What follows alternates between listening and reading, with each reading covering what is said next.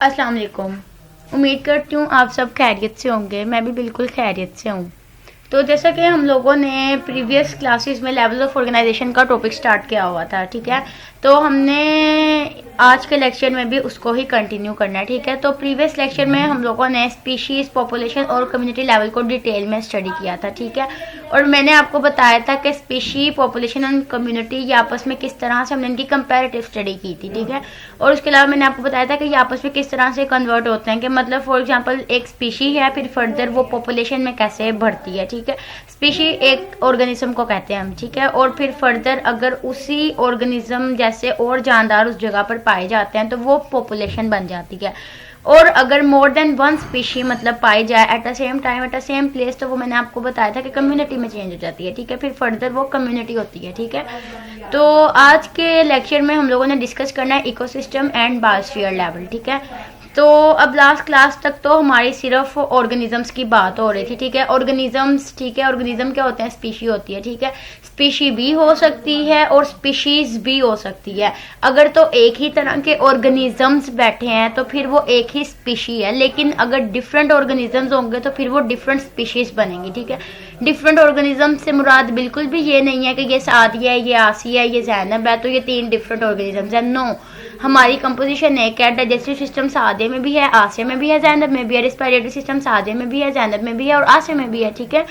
तो डिफरेंस उस चीज का होता है कि आपकी स्पीशी का डिफरेंस मीन दैट के फॉर एग्जांपल एक जगह पे कॉकरोच है, एक जगह पे लिजर्ड है और एक जगह पर जैनब ह्यूमन बीइंग बैठी हुई है, तो मेरा डाइजेस्टिव सिस्टम और तरीके से वर्क करता है, कॉकरोच का डाइजेस्टिव सिस्टम और तरीके से वर्क करेगा, लिजर्ड का डाइजेस्टिव सिस्टम पता नहीं उसका होता ही होगा, ठीक है।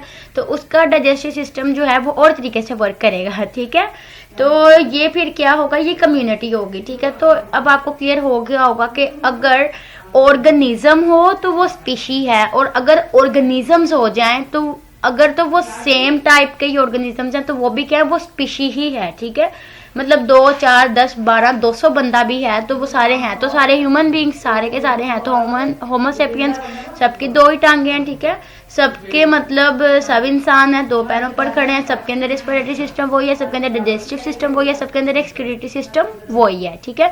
वही ऑर्गन्स हैं, ठीक है। जो जैसे मेरी 2 आंखें हैं, 1 नाक है, 2 हाथ हैं, इसी तरह मेरे सुनने वालों के लिए, मेरे देखने वालों की भी 2 टांगे हैं और 2 ही उनकी आंखें हैं, ठीक है। तो वो क्या, हम लोग एक स्पीशी हैं, ठीक है।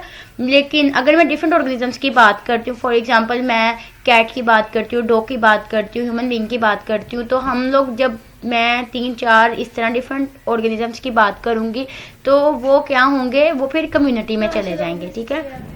तो हमने ये डिटेल में स्टडी कर लिया हुआ था, डीपली मैंने आपको ये बता दिया था। तो लेकिन बात अब देखें, कैट भी क्या है? लिविंग ऑर्गेनिज्म, डॉग भी क्या है? Living organism. तो बात करने का सिर्फ पर्पस है कि अभी तक हमने सिर्फ हमारे नेचर में जो लिविंग वंस हैं, जो लिविंग ऑर्गेनिजम्स हैं, उनका सबसे छोटा लेवल कौन सा है, फिर फर्दर वो किस तरह से लेवल्स में आगे डेवलप होते हैं, ठीक है। फिर फर्दर वो किस कैटेगरी में फॉल करते हैं, हमने वो सारा डिटेल में स्टडी कर लिया, ठीक है। लेकिन हम कर रहे हैं नेचर को स्टडी, ठीक है। हमारी बायोलॉजी पढ़ने का मकसद, बायोलॉजी साइंस की फील्ड है ना, तो साइंस को बेसिकली पढ़ने का मकसद यही है कि हम नेचर को अंडरस्टैंड कर सकें, ठीक है। अब नेचर में सिर्फ जानदार तो नहीं पाए जाते, ठीक है। बायो में स्पेसिफिकली हम जानदारों को पढ़ते हैं, लेकिन ऐसा बिल्कुल भी नहीं है कि हमने बेजान का लफ्ज़ तक नहीं इस्तेमाल करना, ऐसा नहीं है। मैंने आपको पहले लेक्चर्स में भी बताया कि हमने इसमें कंपैरेटिव स्टडी करनी है, ठीक है। अब जानदारों की तो मैंने सारा क्लियर कर दिया कि अगर उनके सिस्टम्स में या कंपोजिशंस में फ़र्क आएगा तो उनकी स्पीशी में फ़र्क हो जाएगा, ठीक है। और फिर वो अगर एक जगह पे रह रहे हैं तो वो कम्युनिटी कहलाएगा, ठीक है। और ठीक है, तो अब हम बात कर लेते हैं नॉन लिविंग थिंग्स की। तो हमारे सराउंडिंग में अब अगर मैं ओवरऑल एक घर की बात करती हूँ, ठीक है, तो उसमें आपको पता है इंसान भी रह रहे हैं, उसमें मतलब उसमें स्पीशी भी है, उसमें पॉपुलेशन भी है, एक जैसे लोग, ठीक है। उसके अलावा उसमें डिफरेंट लोग अगर डिफरेंट स्पीशीज आ जाएं तो वो कम्युनिटी बन जाएगी, ठीक है। अब फॉर एग्जाम्पल एक घर है, उसमें जैनब बैठी हुई है एक कमरे में, तो वो क्या है? जैनब एक स्पीशी है, ऑर्गेनिज्म है, उसकी स्पीशी क्या है? होमोसेपियंस, इंसान की स्पीशी है, ठीक है। अब वो स्पीशी अगर जैनब के मम्मा पापा बहन भाई आके साथ बैठ जाए, मतलब आसिया सादिया ताहर सीमा भी आके साथ बैठ जाए, तो क्या होगा? पॉपुलेशन बन जाएगी, ठीक है। कि हैं तो सारे इंसान, सारे के सारे होमोसेपियंस हैं, सारे के सारे ह्यूमन बींग्स हैं, तो वो पॉपुलेशन बन जाएगी, ठीक है। अब अगर उस कमरे में दीवार पे छिपकलियाँ आ जाएं या जैनब ने एक बिल्ली पाली हो छोटी सी, ठीक है, तो वो फिर क्या, बिल्ली भी आ गई, लिजर्ड भी आ गई, कॉकरोचेस भी आ गए, ठीक है, इधर फिर फुरे होते हैं, ठीक है, अक्सर, और ह्यूमन बींग्स भी वहाँ बैठे हुए हैं, तो वो फिर क्या होगी, कम्युनिटी, ठीक है। लेकिन अब उस कमरे में बेड भी मौजूद है, ठीक है, सूरज, ज़मीन, आसमान, चांद, सितारे, ये सारा कुछ भी तो मौजूद है ना हमारी नेचर में। तो अगर मैं इस हवाले से देखूं तो फिर मैं इस लेवल को कहूँगी कि ये इकोसिस्टम है, ठीक है, एक community together with non living surrounding, ठीक है, कि मैंने आपको बताया कि उसने एक बिल्ली पाली है, उसकी दीवारों पे कॉकरोचेस और लिजर्ड्स भी चल रहे हैं, ठीक है, और उसके साथ उसी के जैसे और जानदार बैठे हुए हैं, इंसान भी बैठे हुए हैं। तो कम्युनिटी, ये तो कम्युनिटी तक बात समझ में आ जाती है। तो कम्युनिटी के बाद अब हम इसको इकोसिस्टम कैसे कहेंगे, इकोसिस्टम हम ऐसे कहेंगे कि उसके इर्द गिर्द का जो माहौल है, जो नॉन लिविंग माहौल, तो अब नॉन लिविंग होता है ना। अब फॉर एग्जांपल मैं फुल माहौल बनाकर बैठी हुई हूँ, मेरे आगे लैपटॉप पड़ा हुआ है, ठीक है, मैं बेड के ऊपर बैठी हुई हूँ, मेरे इर्द गिर्द मतलब चादर है, बैग्स पड़े हुए हैं, ठीक है, और अगर मैं इसको छत पे चली जाऊँ फॉर एग्जांपल, तो मेरे ऊपर आसमान है, मेरे नीचे ज़मीन है, ठीक है, तो ये नॉन लिविंग सराउंडिंग है, ठीक है। तो ये सूरज, चांद, सितारे, आसमान, ज़मीन, ये चीज़, वो चीज़, तो ये सारे क्या बनाते हैं, ये एक सिस्टम बनाते हैं जिसे हम बोलते हैं इकोसिस्टम। इसमें एक कम्युनिटी है, जो उसके इर्द गिर्द का माहौल है वो आ जाता है, ठीक है। और अगर फर्दर हम इससे भी हाई लेवल पे चले जाएं, ठीक है, फॉर एग्जांपल मैं बाहर चले जाती हूँ, मेरे आगे से बिल्ली भी गुजरी, कुत्ता भी गुजरा, ठीक है, वो उधर खड़े हैं या बैठ गए हैं, मेरे सामने खाली प्लाट है, उसमें पौधे लगे हुए हैं, ठीक है, तो प्लांट्स भी क्या लिविंग वंस हैं, मैं भी खड़ी हूँ, तो फिर भी हम क्या प्रेजेंट करें, हमें कम्युनिटी को ही प्रेजेंट कर रहे हैं, क्योंकि डिफरेंट स्पीशीज हैं, ठीक है। फिर आसमान और ज़मीन की भी अगर मैं बात करूं कि भाई आसमान भी है, ज़मीन भी है, उधर भी पत्थर भी पड़े हुए हैं, ईंटें भी पड़ी हुई हैं, ठीक है, पाइप भी लगे हुए हैं, ठीक है, पानी खड़ा है, तो फिर अगर मैं इन सब चीज़ों को भी, अगर तो मैं सिर्फ अपनी बात करती हूँ कि मैं खड़ी हूँ, तो मैं क्या हूँ, मैं एक स्पीशी हूँ। लेकिन अगर मैं अपने साथ कुत्ते और बिल्ली की भी बात कर लूँ कि ये डॉग है, ये कैट है और ये एक प्लांट की, तो डिफरेंट स्पीशीज आ गई, तो वो क्या हो जाएगी कि कम्युनिटी बन गई, ठीक है, कम्युनिटी बन गई, ठीक है।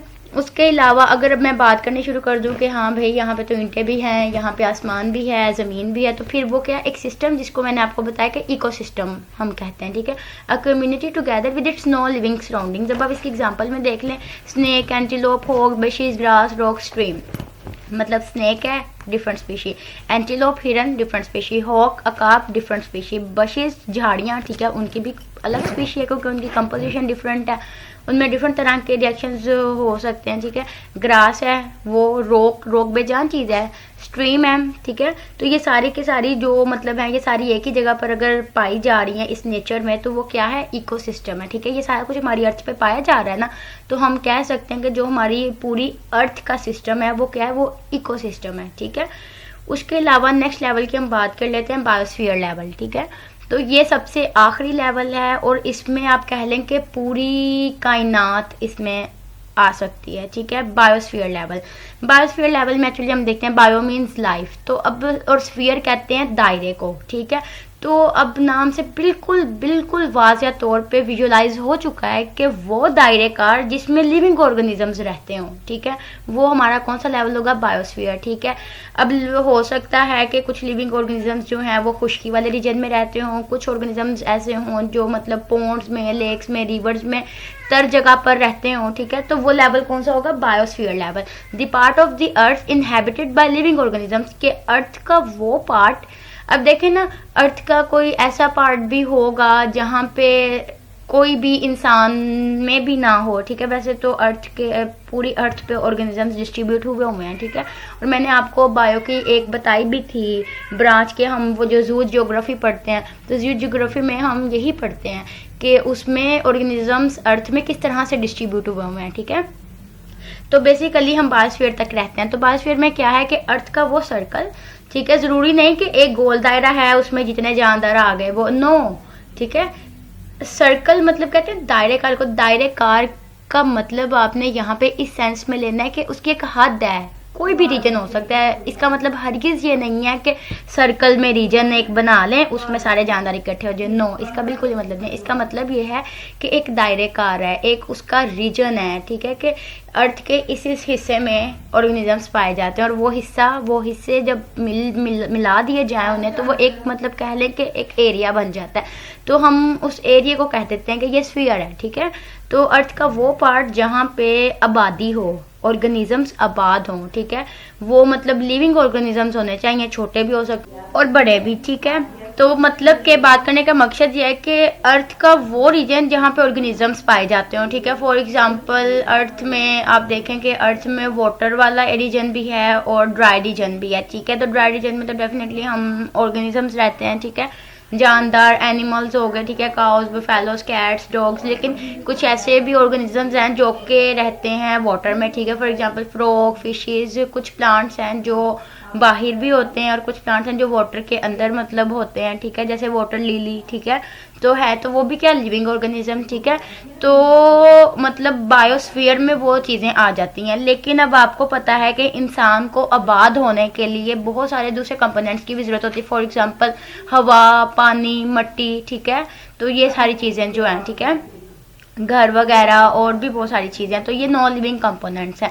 तो एक इंसान, उसके रहन सहन का तरीका, ठीक है, इंसान भी नहीं बल्कि आप ऑर्गेनिज्म ही कह लें, ठीक है, एक ऑर्गेनिज्म, ठीक है, उस ऑर्गेनिज्म की फर्दर जो भी आबादी है, जो भी उसकी पॉपुलेशन है, या अगर वो किसी कम्युनिटी का पार्ट है तो वो कम्युनिटी, ठीक है। तो या आप कह सकते हैं कि इकोसिस्टम, तो उस इकोसिस्टम में जो भी चीज़ें आ रही हैं उसकी ज़रूरियात ज़िंदगी की, ठीक है, तो उसमें जो भी नॉन लिविंग कंपोनेंट भी है। अब अर्थ है, अगर हम अर्थ के बात करें, अर्थली ऑर्गेनिजम्स की हम बात करें, तो हम मतलब जो भी एनिमल, जो भी लिविंग वन, जो भी प्लांट्स जिधर जिधर भी पाए जाते हैं वहाँ पर उन्होंने अपने रहने का एक माहौल बनाया हुआ है, ठीक है। अब प्लांट्स हैं, उन्हें सनलाइट चाहिए, ठीक है, उनके पास क्लोरोफिल होता है, उसके अलावा कार्बन डाइऑक्साइड गैस वो हवा एयर से ले लेते हैं, ठीक है, और सोइल में कुछ न्यूट्रिएंट प्रेजेंट होते हैं और वो ग्रो कर जाते हैं, मतलब आबाद हो गए हैं, ठीक है। इसी तरह हम लिविंग ऑर्गेनिजम्स अपनी बात कर लेते हैं, तो हम जिस भी जगह पर रहते हैं, ठीक है, हम हवा लेते हैं, ठीक है, सांस लेने के लिए, ठीक है, हम एयर को इनहेल करते हैं, ठीक है, और एक्सहेल भी करते हैं कार्बन डाइऑक्साइड को, ठीक है। उसके अलावा हम मतलब खाना खाते हैं, डाइट लेते हैं, तो वो नॉन लिविंग कंटेंट ही है ना हमारा। वो डाइट हम क्यों लेते हैं? ताकि हम आबाद रह सकें, डाइट से हम एनर्जी हासिल कर सकें। एनर्जी हासिल करेंगे तो हम ग्रोथ करेंगे, तो ही हम आबाद रह सकेंगे, तो ही हम ये डिफरेंट डिफरेंट एक्टिविटीज़ कर सकेंगे, तो ही हम मतलब कामयाब इंसान बन सकेंगे। तो अपने लिविंग स्टैंडर्ड के लिए, अपने लाइफस्टाइल के लिए, अपने आप को इनहेबिटेड बनाने के लिए हम ये नॉन लिविंग थिंग्स का सहारा लेते हैं, ठीक है। तो कलेक्टिवली जो एक सिस्टम बन जाता है अर्थ का, उसको हम बोलते हैं बायोस्फीयर लेवल, ठीक है। तो यहाँ पर लेवल्स हमारे ख़त्म हो जाते हैं, ठीक है। तो हमने यहाँ से स्टार्ट किया था, ठीक है, हमने यहाँ से स्टार्ट किया था एटॉमिक एंड सब एटॉमिक लेवल से, ठीक है।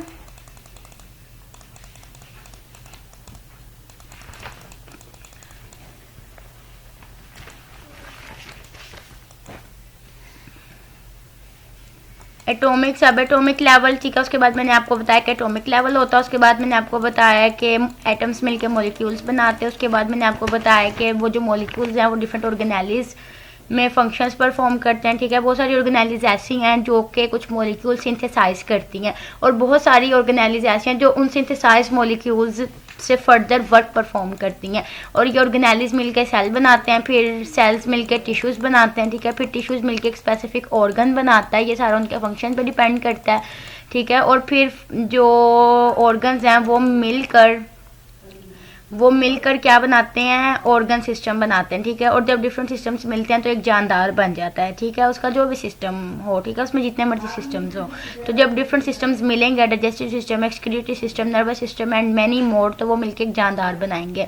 फिर अगर तो वो एक ही तरह का जानदार है तो वो एक स्पीशी है। अगर उसमें सिस्टम किसी और तरीके से वर्क करता है फिर वो डिफरेंट स्पीशी बन जाएगी। और अगर एक ही स्पीशी के एक जैसे 2, 4, 6 बैठे हुए हैं तो वो पॉपुलेशन है। और अगर डिफरेंट स्पीशीज आ जाए तो वो कम्युनिटी बन जाएगी, और फर्दर नॉन लिविंग कंटेंट के साथ वो इकोसिस्टम हमारा बन जाता है, ठीक है। और उसके अलावा अगर हम एक दायरे कार में रह कर लिविंग ऑर्गेनिजम्स की बात करें और साथ ये बात करें कि उन्होंने फिर किस तरह से खुद को आबाद रखा हुआ है, तो वो बायोस्फीयर लेवल है, ठीक है। तो इसके साथ आपके लेवल ऑर्गेनाइजेशंस ख़त्म हो जाते हैं, ठीक है। तो इंशाल्लाह हम नेक्स्ट क्लास में अब थ्योरेटिकल थोड़ी सी स्टडी करेंगे, ठीक है। तो बेसिकली इस टेबल के ज़रिए, इन डायग्राम्स के ज़रिए आपको लेवल्स का कॉन्सेप्ट देना ज़रूरी था, ताकि आपकी बेसिस अच्छी बन जाए, ताकि जब हम थ्योरेटिकल स्टडी करें तो यही बातें बार बार आपके माइंड में आएँ कि मैंने जब ये लेवल पढ़ाया था तो इसमें मैंने ये बात तब की थी, तो ये वही बात यहाँ पर लिखी हुई है। ठीक है, तो मैंने ऑलरेडी इसको मतलब बहुत अच्छे तरीके से एक्सप्लेन करने की कोशिश की, होपफुली इसलिए कि आपको उस तरीके से डिलीवर भी हुआ हो जिस तरह से मैंने चाहा है कि आप लोग इसको अंडरस्टैंड करें। इंशाल्लाह हम नेक्स्ट क्लास में इसको थोड़ा थ्योरेटिकली डिस्कस करेंगे।